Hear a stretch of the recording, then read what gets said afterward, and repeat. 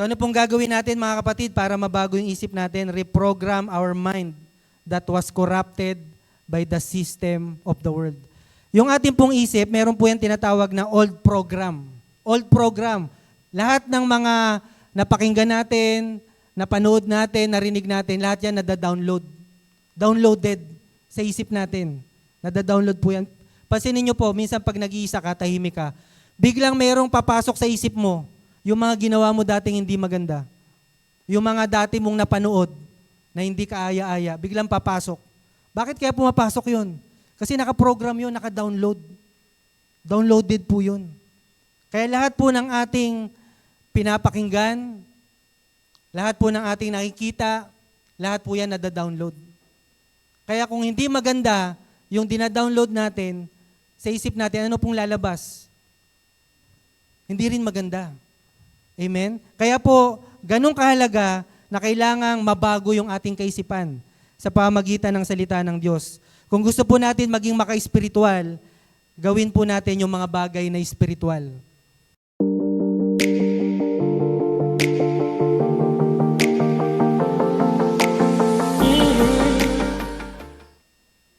Ang text po natin, mga kapatid, matatagpuan po sa Romans chapter 12, verses 1 and 2. Gamit na gamit po itong Romans 12. Praise God. Romans chapter 12, verses 1 and 2. Pwede po bang tumayo po tayong lahat, mga kapatid, para sa pagbasa po ng salita ng ating Panginoon. Romans chapter 12, verses 1 and 2. I beseech you, therefore, brethren, by the mercies of God, that ye present your bodies as a living sacrifice, holy and acceptable unto God, which is your reasonable service. And be not conformed to this world, but be ye transformed by the renewing of your mind, that you may prove what is that good and acceptable and perfect will of God. Sa Tagalog po, kaya nga mga kapatid, ipinamamanhi ko sa inyo, alang-alang sa mga kahabagan ng Diyos, na inyong iharap ang inyong mga katawan na isang haing buhay, banal at kaaya-aya sa Diyos, na siya ninyong katampatang pagsamba. At huwag kayong magsiayon sa sanlibutang ito, kundi mag-iba kayo sa pamamagitan ng pagbabago ng iyong pag-iisip, upang mapatunayan ninyo kung alin ang mabuti at kaaya-aya at lubos na kalooban ng Diyos. Pinagbala na po ng ating Panginoon ang kanyang mga salita. Makaupo na po tayong lahat. Praise God! Ito po ang ating teksto. Nasa pagbabasa pala ako ng text. Praise God. Ang topic po natin, to know and fulfill God's will. Ito po yung topic natin. Know and fulfill God's will. So lahat po tayo mga kapatid, pag sinabing God's will, no, very familiar po tayo dito sa God's will. No? Lagi natin kung loloobin ng Diyos, God's will, if God's will. So what does the Bible says about God's will? In the Bible, God's will refers to His sovereign plan, desires, and commands for humanity and creation. Sabi sa Mark 3:35, whoever does the will of my Father is my brother and my sister and my mother. It includes His ultimate unbreakable purpose, His revealed moral standards for behavior, and His desire for salvation and holiness for all people. Ito po kalooban po ng Diyos, ng lahat ng tao ay maligtas.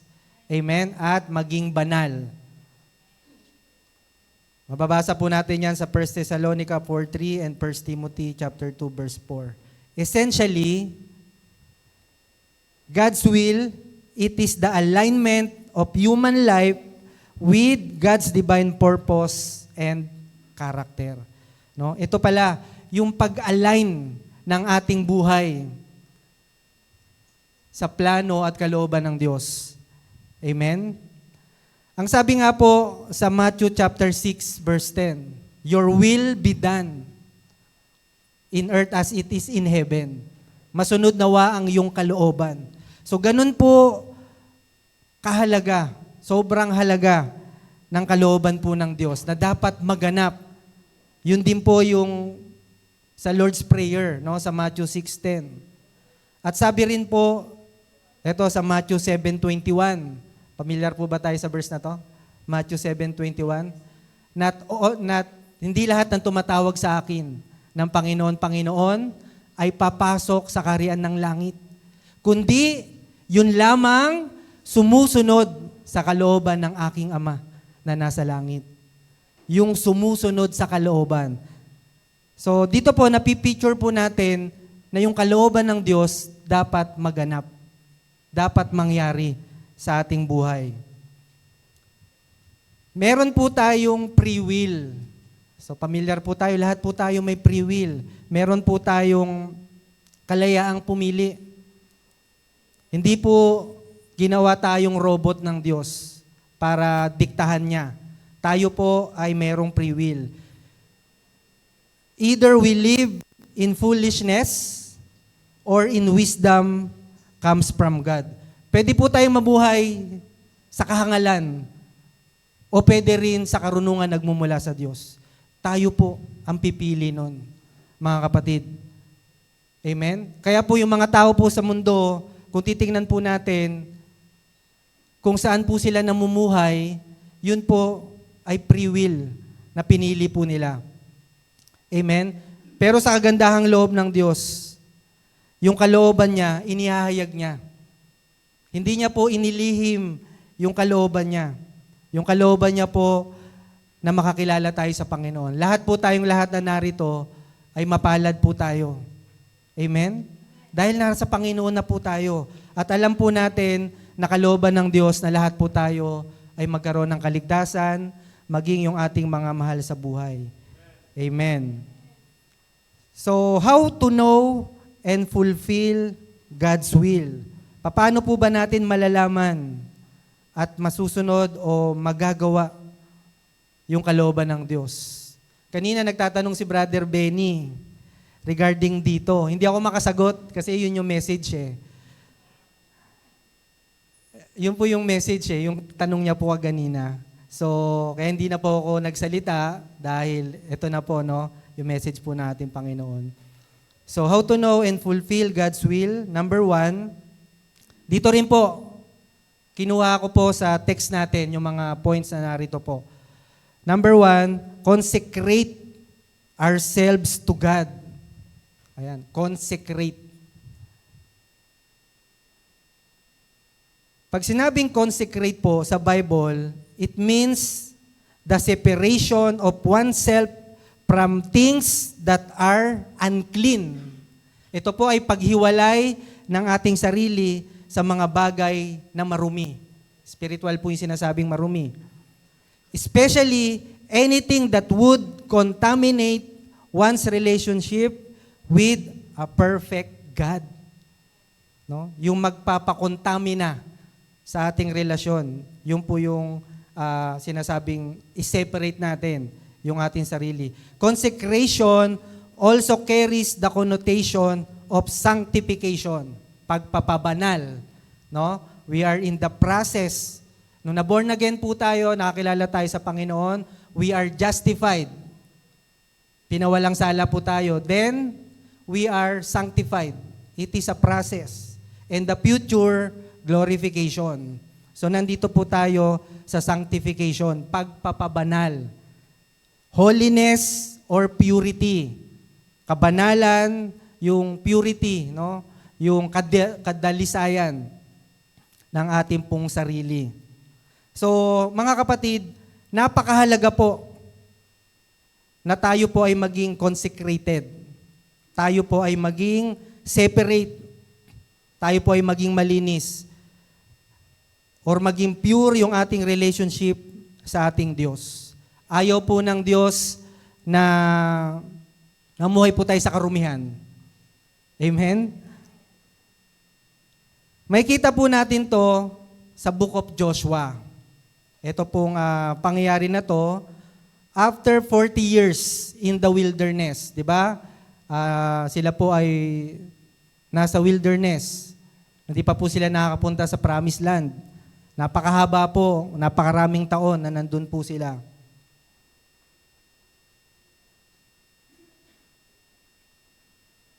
The children of Israel were about to cross over the Jordan River into the promised land. Dumating na po yung time na pupunta na sila sa promised land, pero bago po yun, kailangan nilang tumawid sa Jordan River. Meron po yung tubig.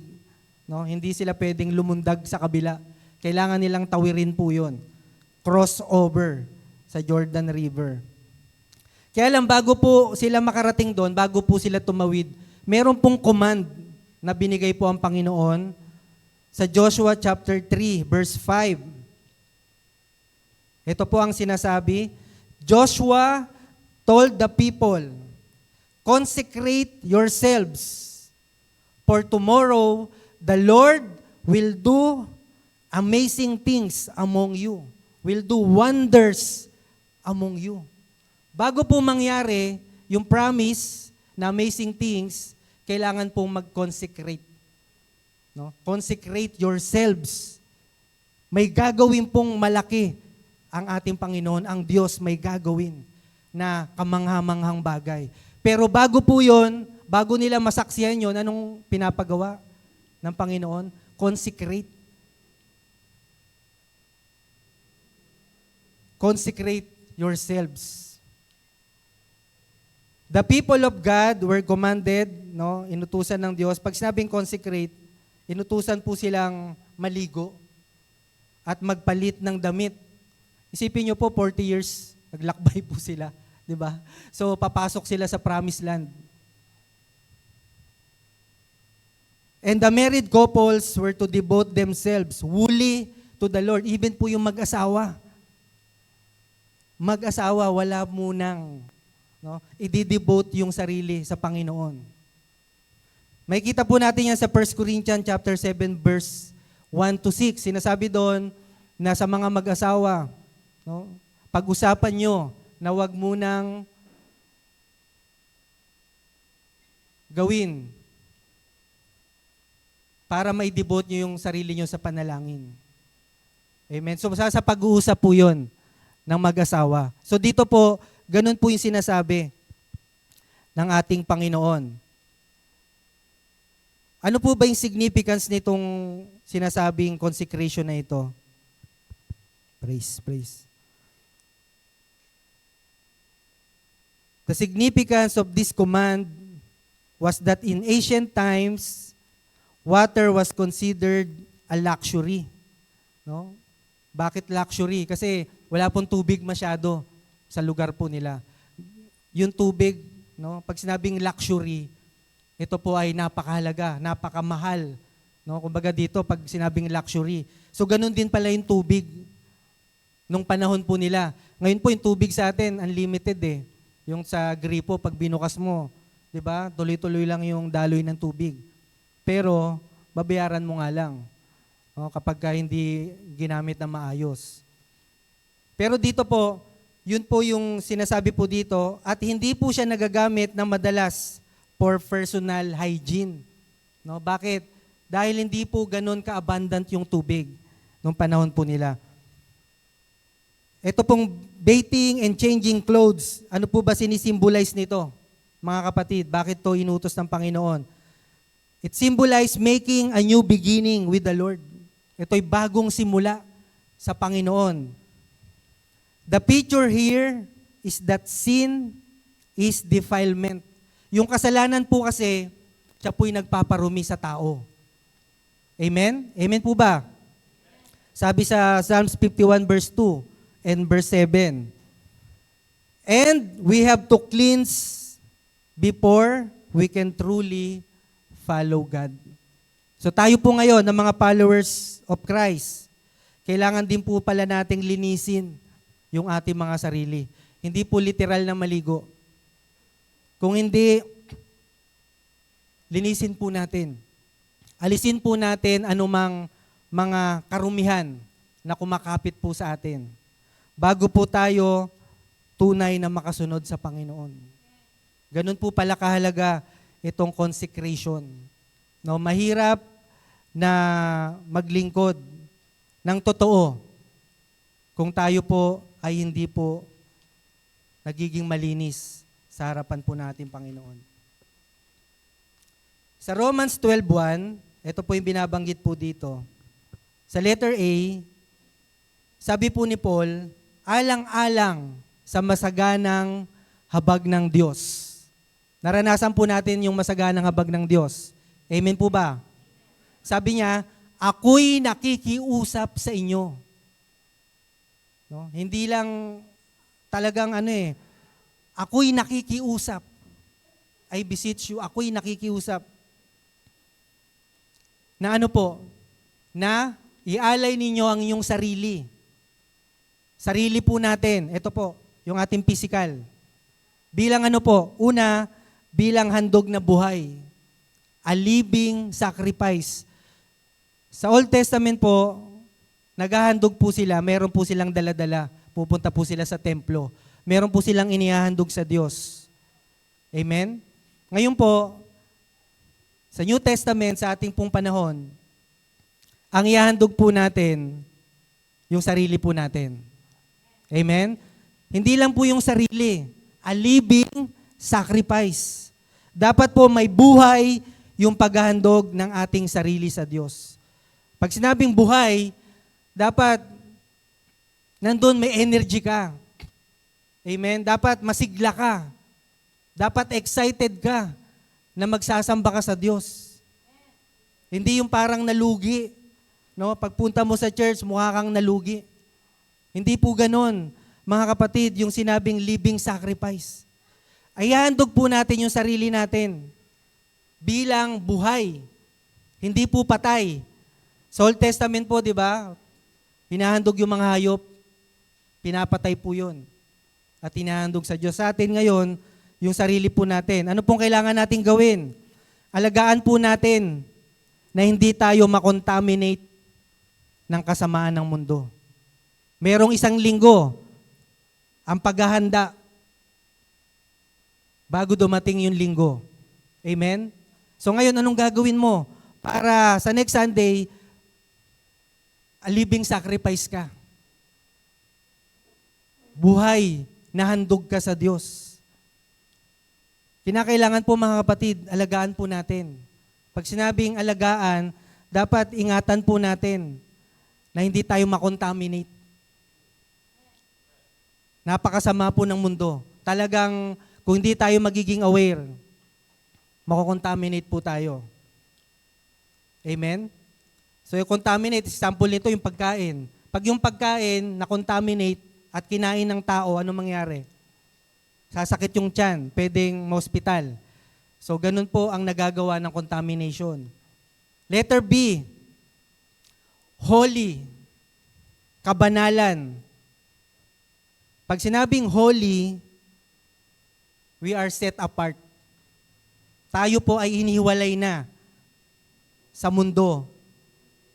Ang sabi po sa Hebrew 12:14, without holiness, no one can see the Lord. Kung walang kabanalan, hindi natin makikita ang Diyos. Amen? Kaya pag may sinabihan ka na napakabanal mo naman, praise God. Kasi yun po yung kailangan. Magkaroon po tayo ng kabanalan. Sa 1 Peter chapter 1 verse 15 to 16, ang sabi po diyan, but as he which hath called you is holy, so be ye holy in all manner of conversation. Because it is written, be holy, for I am holy.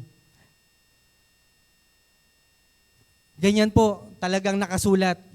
Pagpakabanal kayo, dahil ako ay banal. So kabanalan, yung ating pong sarili. Dapat maging maingat po tayo, mga kapatid, kung ano po yung ating tinatangkilik, kung saan natin ini-spend yung oras natin. Usually, mas marami pong na-spend yung time natin talaga sa ating pong one of the masabi natin using social media, no? Ito po yung nagiging pahingahan, no? Kapag ka wala kang ginagawa, nagre-relax ka, nagiging kakambal na natin yung cellphone. Mag-scroll, manunood, mag-entertain, titingin, magsuswipe, maggaganyan, palipat-lipat. So yung iba, saan po na-spend, no? Sa mga games.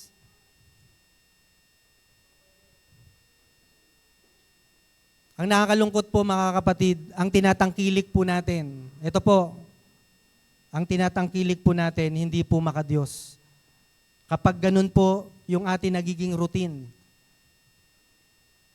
Kasi yung message doon po sa ginagawa po natin, sabi diba sa Sunday school natin, kung ano po yung napifeed ng isip natin, yun po ang mangyayari. May isip po natin, magagawa natin.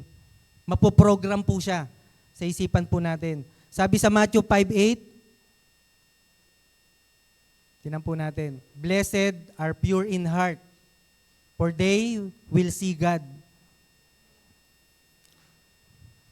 Kaya mga kapatid, maging maingat po tayo kung paano po natin ginagamit yung social media, yung cellphone. Dahil isa po yan sa pwedeng gamitin ng kaaway. Yung cellphone, blessing po yan sa atin. Bakit? Because of technology, pwede tayong makatawag, pwede tayong maka-email, pwede natin makausap, yung mga nasa malayong lugar, hindi kagaya dati. Napakagastos po dati, tatawag ka pa, lalo na sa ibang bansa. Pero ngayon, may connection ka lang, may internet ka lang, mamamaximize mo na yung technology. Pero sa kabilang banda, ganun din. No? Ginamit din yung high-tech technology para ipasok. No? Example nito, yung mga porn. Dati, bago ka makanood niyan, kailangan mo muna meron kang VHS o may mga CD. Ngayon, isang click mo na lang, magkaka-access ka na.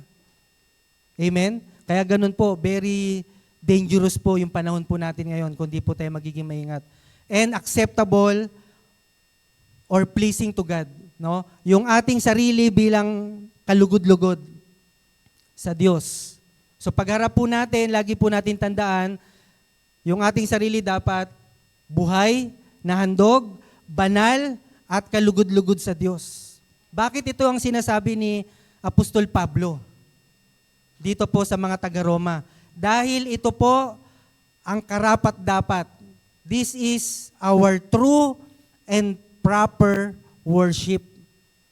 Kapag hindi po ganito, yung pattern na ginagawa natin sa pagsamba, hindi po siya true and proper. Ito po ang true and proper na ating pagsamba sa ating Panginoon. Kaya ganun po siya kahalaga na dapat nating iano po natin sa ating sarili. Talagang i-check po natin. Magmuni-muni tayo, talagang mag-spend tayo ng time.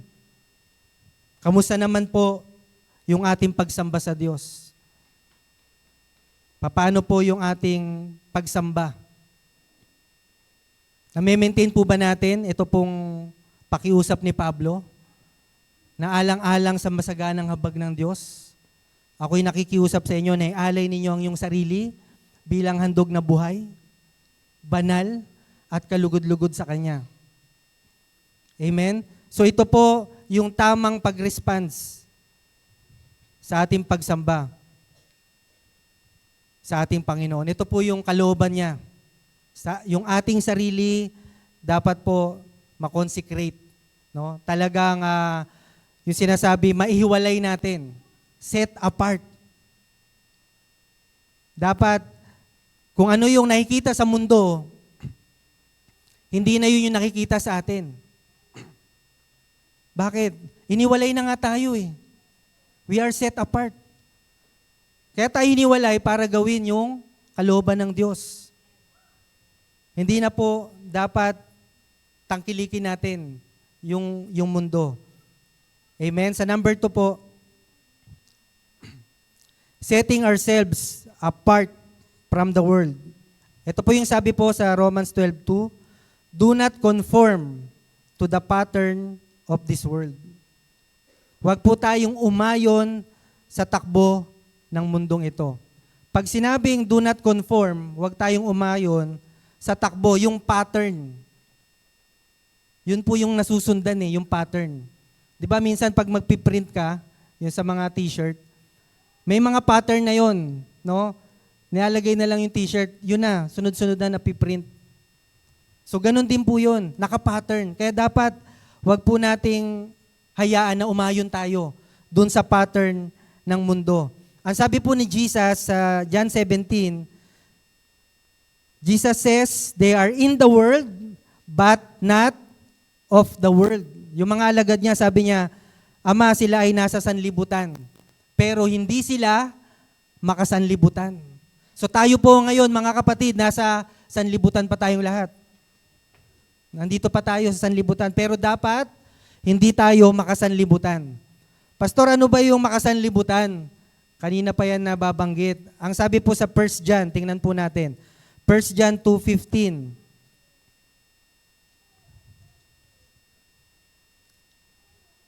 Love not the world, neither the things that are in the world. Huwag po natin ibigin. Ano po ba yan? If any man love the world, the love of the Father is not in him. Verse 16,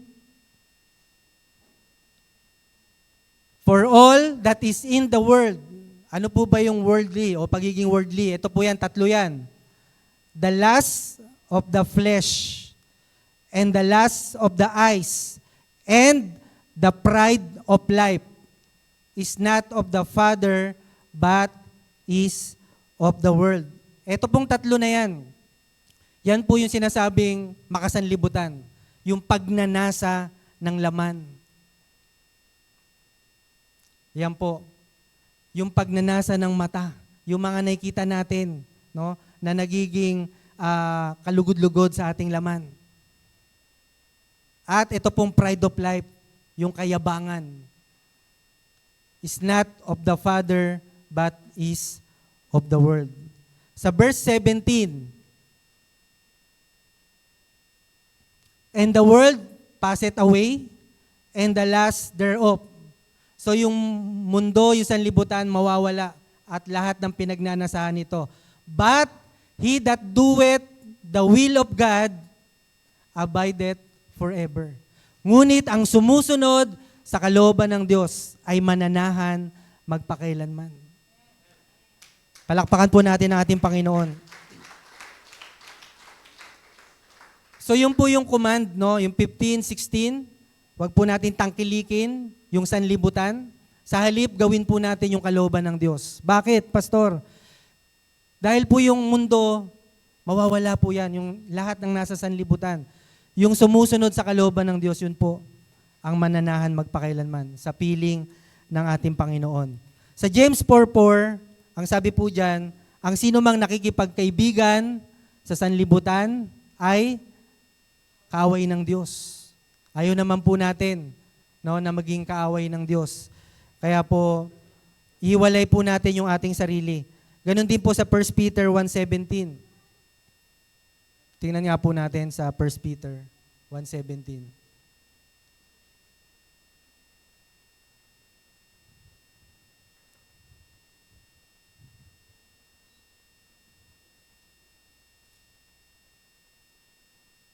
Ito po, and if you call on the Father, who without respect of persons judgeth according to every man's work, pass the time of your sojourning here in fear. Ibig sabihin po niyan, mga kapatid, yung pagkatakot sa Diyos, yun po, yung fear of the Lord, napakahalaga po nito sa atin. Bakit? Yung fear of the Lord, ito po, yung magpapapanatili sa atin, na hindi na tayo lumayo pa sa Diyos, na hindi na tayo humiwalay pa. Yung fear of the Lord, kapag ito po ay nawala sa isang Kristiyano, na nakakatakot po. Kapag wala ng fear of the Lord. Bakit? Wala na po yung pipigil, no, na umalis ka pa sa Panginoon. Kaya ganun po siya, kailangan po natin yung fear of the Lord, yung banal na takot sa Diyos. Dahil pag meron po tayo nito, hindi mo na nanaisin pa na lumayo pa sa Diyos. Amen? Dahil ang katumbas nun, judgment. Amen? So, ganun po siya kahalaga. As believers, we need to separate ourselves to the world. Bilang mananampalataya, kailangan po nating i-separate talaga yung sarili natin sa mundo. Dapat yung mga bagay sa mundo na napopromote, yung mga evil, hindi na po natin dapat yan tinatangkilik. Amen? Hindi na po natin dapat yan binibigyan ng panahon sa atin. But how about yung nasa music team, music ministry, Sunday school teacher, pastors, mga life group leader? Kamusta naman po yung ating pamumuhay sa mundo na ito? Titingnan po natin mga kapatid, ganun po kahalaga na dapat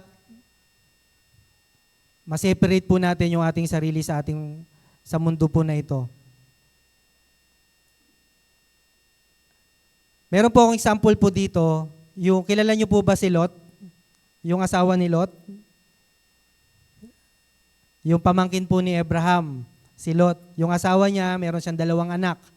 At sila po ay nanirahan sa Sodom at Gomorrah o sa Sodom. Doon po sila, pinili po ni Lot. Doon siya sa magandang lugar. No? Ngayon po, nung nandun po sila, ano po nangyari? Na-contaminate po sila ng kasamaan. No? Kumbaga, naapektuhan po sila ng pamumuhay ng mga tao po doon. Sa Genesis chapter 19, verse 13, tingnan po natin. Genesis 19:13.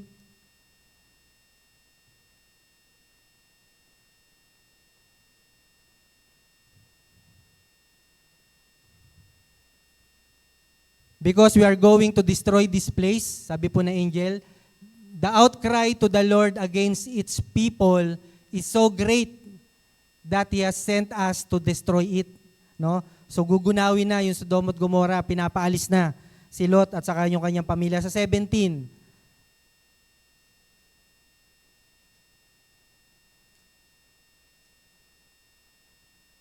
ayan, as soon as they had brought them out, one of them said, "Flee for your lives. Don't look back and don't stop anywhere in the plain. Flee to the mountains or you will be swept away." Sabi po dyan, don't look back. Do not look back. Sinabihan po, no? Inutos po sa kanila, wag na kayong lilingon. Do not look back. Sa 26, ano po nangyari? But Lot's wife looked back and she became a pillar of salt. No, nung ano na po sila, no? Tumatakas na sila. Lumingon po sa likod, no? Lumingon. Yung asawa ni Lot. Ano pong nangyari sa kanya? Siya po ay naging pillar of salt. Ang sabi po kasi, do not look back. Pastor, bakit kaya siya naging pillar of salt? Kung titingnan po natin, di ba? Lumingon lang siya eh. Pero dahil po yun ang inutos, very serious po yung word na yun.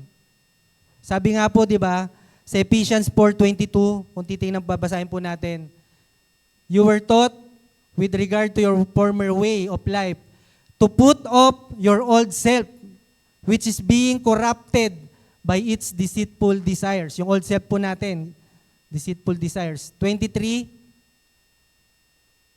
to be made new in the attitude of your minds. 24, and to put on the new self, yung bagong sarili, created to be like God in true righteousness and holiness.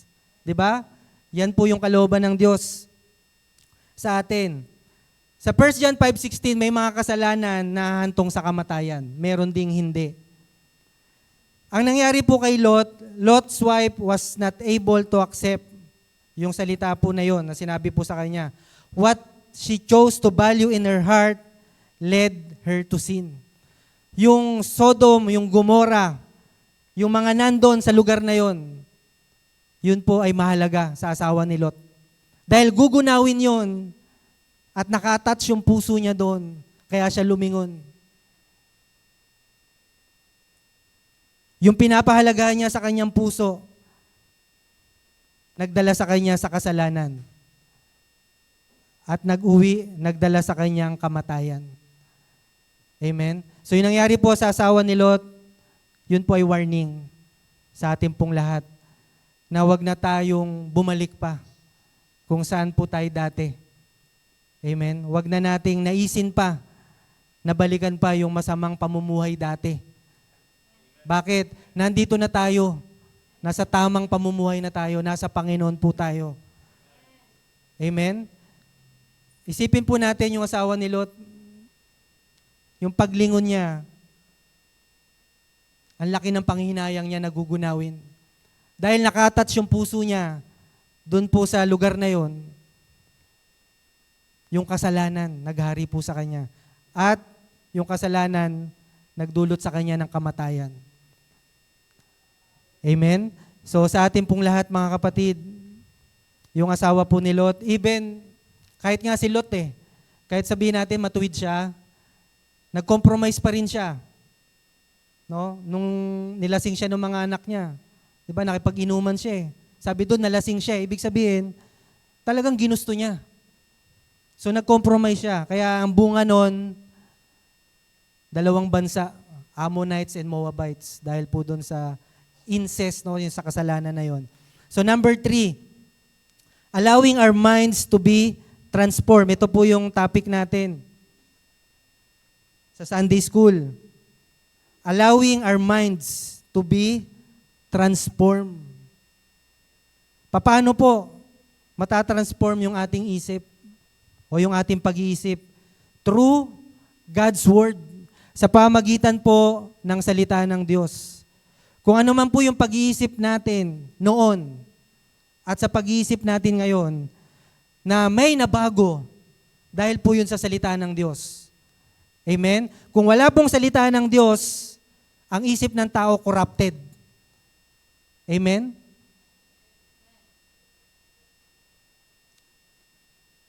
Kaya po napakahalaga po ng salita ng Diyos.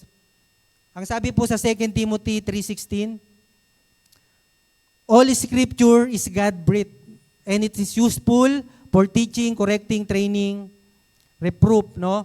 Magagamit ang salita ng Diyos. Ang salita ng Diyos ay may hininga. Hininga ng Diyos. Ibig sabihin, pag sinabing hininga, spirit yan. Ito pong Scripture o yung Word of God, ito po ay inspired. Inspired by God. Ibig sabihin, kapag binasa natin to, dahil inspired to, no, hinihingahan tayo, yung spirit natin, ng hininga ng Diyos.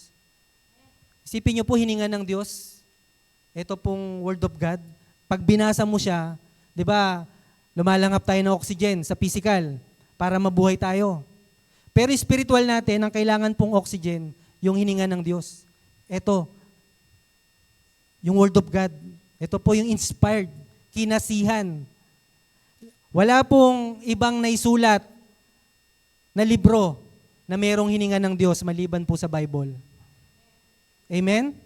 So palakpakan naman po natin ang ating Panginoon.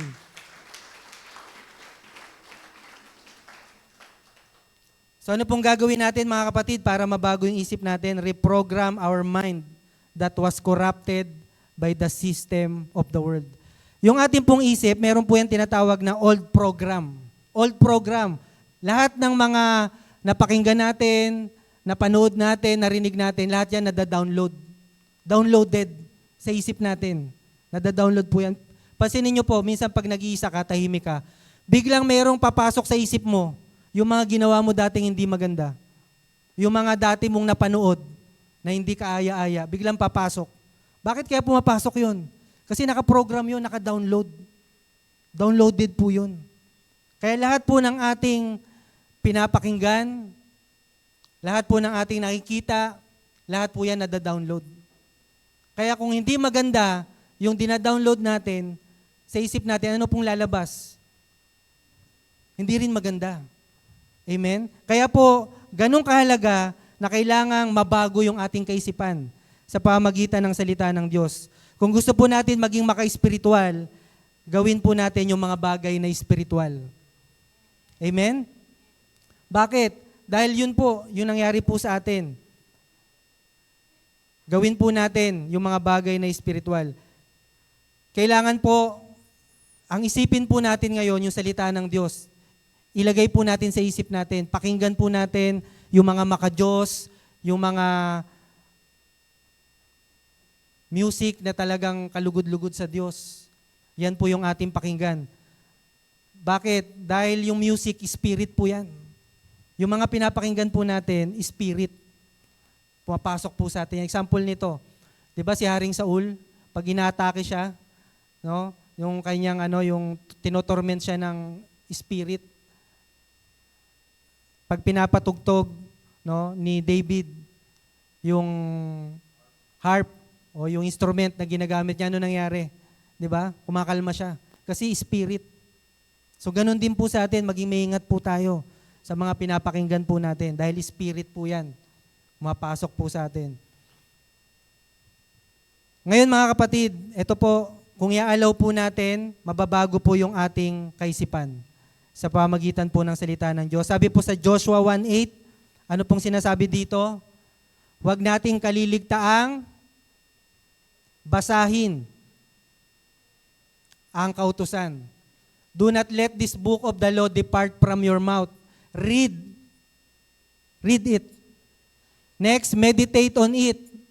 So kailangan i-meditate po natin. Nabasa natin, binasa natin, i-meditate po natin para yun po yung ma-process, no? Yun po yung ma-download. Yun po yung malagay sa atin, sa isip po natin. Papasok po sa ating puso. And so that you may be careful to do everything written in it. So pag tayo po ay nagbasa at nag-meditate, dun po natin may apply yung salita ng Diyos. Amen? So hindi po kaagad application yung nangyayari. Kasi mayroong reading and meditation. Then you will be prosperous and successful. Yung iba gusto agad dito sa last part Hindi po, kailangan doon muna tayo sa unang sinasabi. Read, meditate, and apply. Read, meditate, and apply. Then, you will be prosperous and successful yung ating pamumuhay. What happens if we obey these commandments? Ito pong sinasabi po ni Apostol Pablo. Ito po yung tanong kaganina. Ano po mangyayari? Then comes the ability to discern God's will. Doon po natin, no, pag na-apply po natin to, nagawa po natin, sinunod po natin yung sinasabi ng Panginoon ng kanyang salita, you will be able to test and approve what God's will is. Doon po natin malalaman, mapapatunayan, matitest yung kalooban ng Diyos. Kung ano ang mabuti, is good, acceptable, sa ibang salin, pleasing, and perfect will of God. Doon po natin talagang mapapatunayan yung kalooban ng Diyos. No? Malalaman natin at mapupulpil po natin yung kalooban ng Diyos. Bakit? Dahil hindi na corrupted yung isip natin. Ito po ay renewed na. Ito ay nabago na ng salita ng Diyos. So ibig sabihin, yung ating mga kaisipan, kapag nabago na ng salita ng Diyos, doon po lang pala natin malalaman. Yung alin, yung tatlo. Yung mabuti, kalugod-lugod, at ganap na kalooban ng Diyos. Amen? Kaya di ba nagpe-pray po tayo? Sige po, palakpakan natin ang Panginoon. Di ba nagpe-pray po tayo? Nagpe-pray po tayo ng God's will, ang kalooban ng Diyos sa buhay po natin. Yes, no? God's will, no? Yun po dapat yung mangyari. Kaya lang, ang hirap po. Kaya nga yung tanong kaganina, sabi ni Brother Benny, ang hirap. Kapag Yung mga bagay sa mundo ay natatangkilik pa rin natin. Yung mga bagay dapat na hindi na natin ginagawa, yun pa rin yung ginagawa natin. Paulit-ulit, natatrap po tayo sa same pattern na nilalagay ng dyablo sa ating harapan. The number one na ginagawa ng dyablo, distraction. Hindi niya tayo magagapi kaagad. I-distract niya tayo. I-distract niya tayo sa mga bagay na dapat makadiyos yung ginagawa natin. Kaya lang, pag na-distract po tayo, doon na po, nakaka-penetrate po siya sa buhay po natin. Na dapat po hindi. God's will for the believer is good. Mabuti po.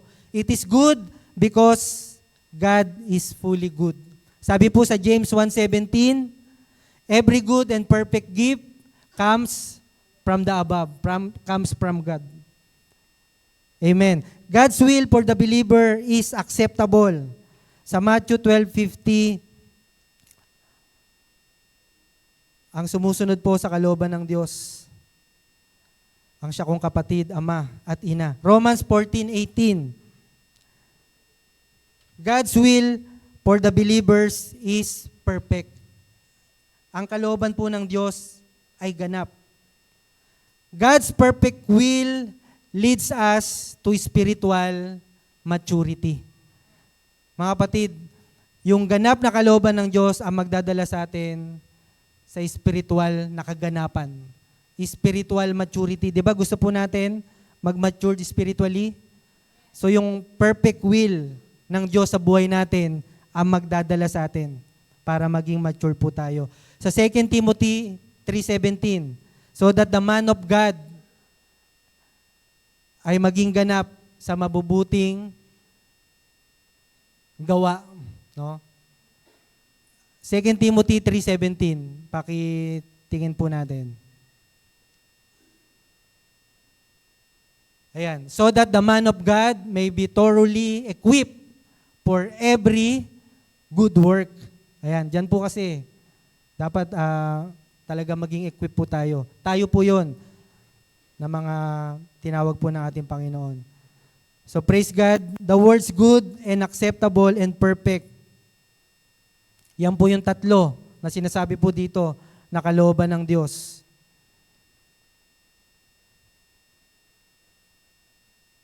In other words, God's will, ito na yung God's will, yung kalooban ng Diyos, equals that which is good and acceptable and perfect. Kung titingnan po natin, ano ba yung kalooban ng Diyos? Ito po yun. Good, acceptable, and perfect. Sabi nga po dito sa you may discern what is the will of God. Sa ESV version, you may discern what is the will of God, what is good and acceptable and perfect. Ngayon, Pastor, paano po natin malalaman na ginagawa po natin yung kalooban ng Diyos? If you are doing good things that are pleasing to God and leading to your maturity, then you will doing God's will. Kapag gumagawa po tayo ng mabuting bagay na nagiging kalugod-lugod sa Diyos at nagdadala sa atin sa maturidad o sa kaganapan, ginagawa po natin yung kalooban ng Diyos.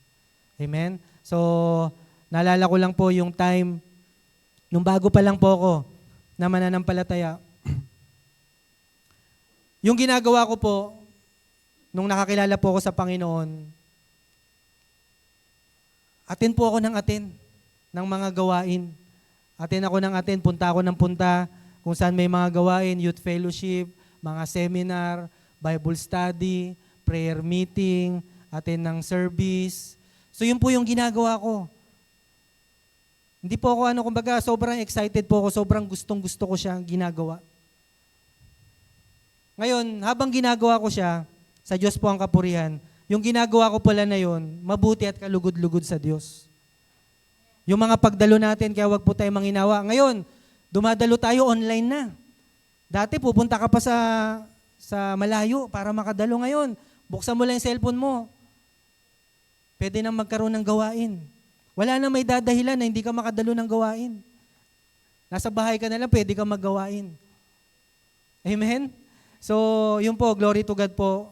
Doon ko po nakita na lumalago po ako dahil po sa ginagawa ko. At yun po yung kalooban ng Diyos sa ating lahat. Na tayo ay lumago, tayo po ay magpagamit, maglingkod sa ating Panginoon dahil sa kanyang masaganang habag sa atin. In conclusion po, ano pong kailangan nating gawin? As believers, renounce the ways of the world. Ayan. Renounce. No? I-give up natin, tanggihan natin, wag na nating tangkilikin. Renounce the ways of the world and submit to Christ. Our minds, hearts, and wills are renewed by God's word and Spirit. Dito po natin magagawa kung ano po yung kalooban ng Diyos sa ating lahat. Tayo po tayong lahat, mga kapatid.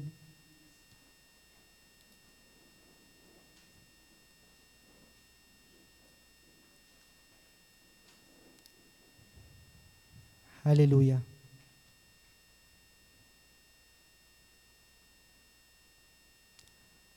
Dakilang Diyos, aming Ama na nasa langit, Father God, maraming pong salamat sa iyong mga salita.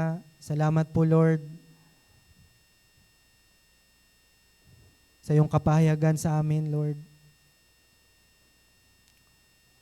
Nang nais mo, Panginoon, ay maging buhay yung aming pagsamba na dapat maiwalay po namin yung aming sarili sa mga bagay na makapagpaparumi po sa amin. Lord, masyadong naging occupy kami ng mundo na to. Masyadong naging busy kami sa mga bagay na tinatangkilik namin. Nawalan kami ng panahon para makapag-meditate, makapagbasa, makapanalangin, at mag-spend ng time sa iyo. Lord, alam po namin, nakilala niyo po ang bawat isa. Alam niyo po kung ano po yung nagagawa po namin kapag wala po kami sa church.